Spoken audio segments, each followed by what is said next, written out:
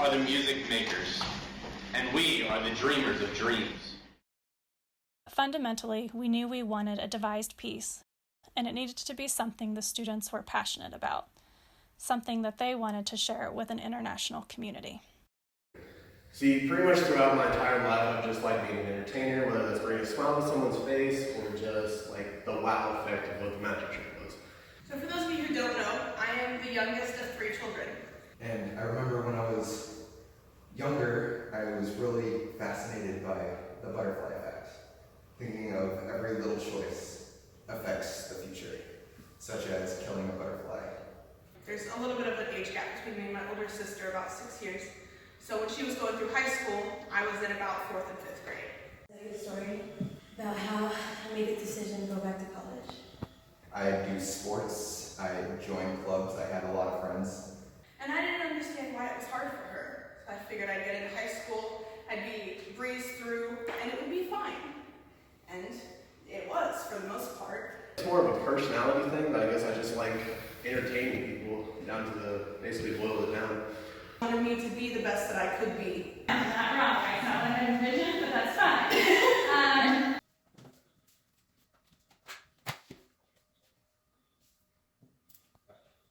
Hey dreamer. They said if you get a job that you love, you'll never work a day in your life. If you want it that bad, go get it. Stick with it. Fight for it. Make it a need. We gotta eat, we're hungry. Don't give up when it starts to get tough. You may be closer than you think. When we started, our teachers just told us to create. No guidelines, just come up with an autodrama to tell a story. We had silly moments, many magic tricks, and a wild explosion of paint chips. But in the end, we decided it was most important to tell our own stories and really focus on why we let society rule our lives. We started with turning the childhood game of Simon Says into a twisted game of Society Says. This led us to thinking about how society influences our everyday life, sometimes without us even knowing. We explored how you are looked down on if you have depression, if you're overweight, or if you have a kid and get married too young. Some of our other work was digging into how it's looked down upon for having a part-time job at a store or working as a garbage man. But we are seeing now in our current world climate that they are being called essential to our lives. These people we have been making fun of for decades are now being praised for their service. This just goes to show the point of our show, which is that society makes us believe that we should look down on people when they aren't doing anything wrong. We should be building people up and making them feel loved, but our society tells us that they are below us somehow. We really wanted to stress the fact that one moment does not define who we are or what we are allowed to become. You should always look at people with compassion and try to understand their struggles before you judge them or try to put them in a box. It's not like a pose that you freeze in. I am. I am not. I am not. I am not. I am. I am. I am. I am. I am. I am not. I am. I am not. I am not. I am not. I am. I am. I am not. Don't overthink with your head. Follow your heart. It's okay to take risks in your life. Although it does suck to get told no, it's going to help us grow. Let's turn our dream into reality. Love, Dreamer. Hi, my name is Shauna Johnson. I would like to audition, please. Working on this project with my classmates really helped me open my mind creatively. Once we had our main ideas, we realized we had so many different options for telling our story. So we had to focus on the audience perspective to think about which way would be clearest for them. This ultimately made me realize that the difference between a great story and one that misses the mark is often just lost in the presentation. It was also a challenge for me to put myself in all of these characters' shoes and really look into why they would be doing these things, and not only what they would try next, but how they as unique individuals would go about trying it.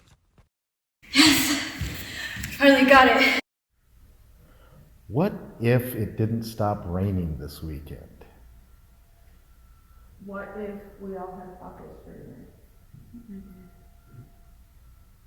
What if the meat and tacos doesn't actually eat?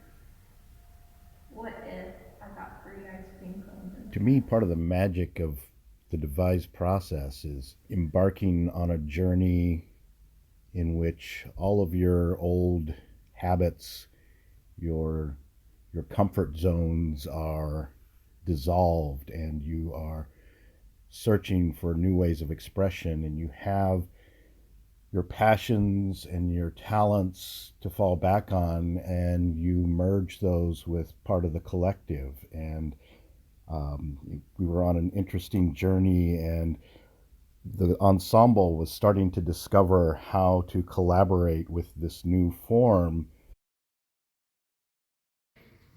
Okay, Simon says stand up.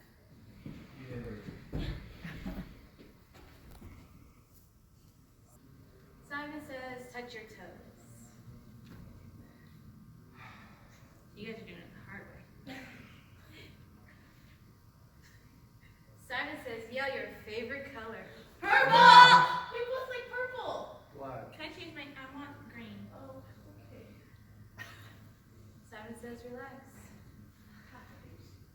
Simon says lay on the floor. It's time to go to bed.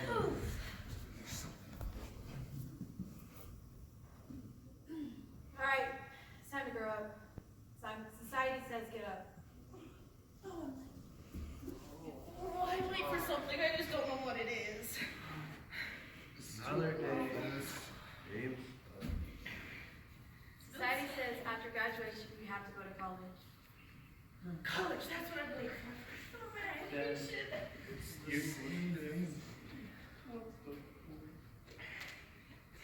Society says find your passion. I love singing. You gotta, be good. Guys, I don't have a passion. You know, that makes it easier. That means you just get to pick something and stick with it. It's difficult because I'm good at everything, and it's hard. I don't know. Yeah, what is... Society says save for your future. Right, because if I don't eat dinner today, in 4 years I can get a car. No, that's easy, because everything in this world is too expensive. Hey guys, I can't go to McDonald's tonight. I'm trying to save. I wouldn't eat it anyway because that's just so disgusting. But can't go. Sorry. Piper. Society says embrace change. I'm not. It just kind of has to be the way that I do it. Cause Sorry. That's wrong.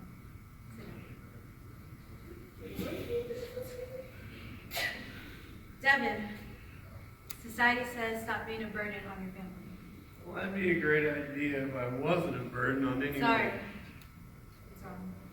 Yeah, of course it is. Whitson. Society says accept others' Well, ideas.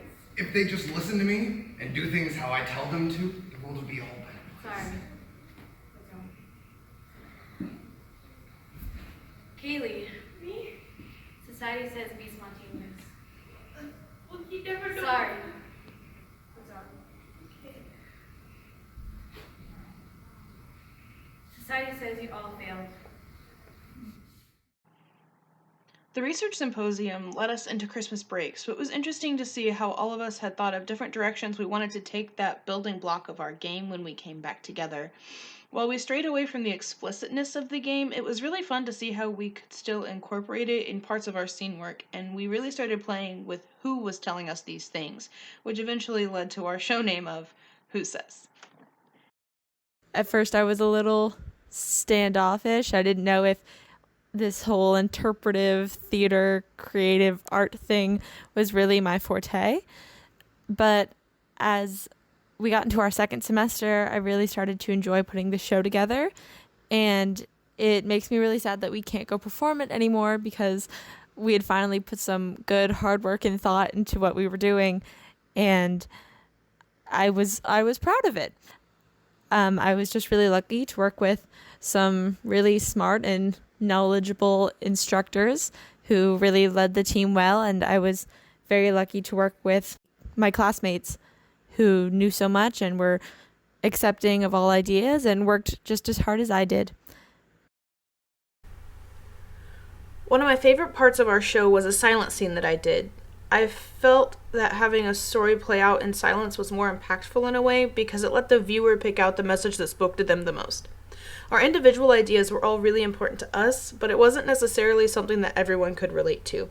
So having this piece that had an incredibly specific meaning to me, but playing it in a way that it could resonate with every single person was really an exciting challenge.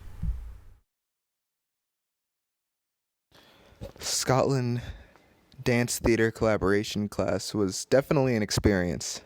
It had its ups and its downs, but I think it was a lot of fun with friends. It was a time where we all got together to create. There wasn't really any shaming or negativity in the room at all.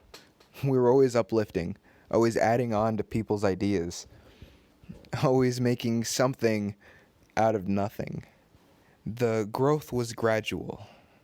First, it went from Simon Says to Society Says, then to Who Says. It is sad that we won't ever be able to perform this play in Scotland, but it was fun to have the opportunity to create something with friends. Listen up, and I'll tell you a story about an artist growing old. Some would try for fame and glory, others aren't so bold. Everyone and friends and family saying, "Hey, get a job. Why do you only do that only? Why are you so odd? We don't really like what you do. We don't think anyone ever will. It's a problem that you have, and this problem's made you ill." It doesn't matter what society says or who says, but that they need to trust themselves and know and honor their value and worth in our world. Who says? Who says? Who says? Who says? Who says? Who says? Who says? Who says? Who says? Who says we have to conform? We are the music makers, and we are the dreamers of dreams.